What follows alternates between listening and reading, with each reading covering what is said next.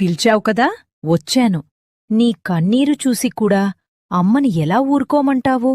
ఎన్నాళ్లని ఒంటరిగా పోరాడతావు?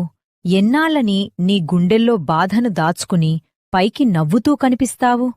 అందరూ ఉన్నా ఎవరూ లేరన్న నీ ఆవేదన నాకు తెలుసు. నువ్వు పడుతున్న కష్టం, పడుతున్న అవమానాలు అన్నీ నా దృష్టిలో ఉన్నాయి. కాని ఒక్కటి గుర్తుంచుకో, చీకటి తర్వాత వెలుగురాక తప్పదు. సింహం వెనక్కి తగ్గింది అంటే అది ఓడిపోయినట్టు కాదు, వేటను మొదలుపెట్టబోతున్నట్టు.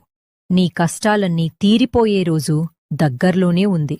ధైర్యాన్ని వదలద్దు. నీ వెనుక నేనున్నాను.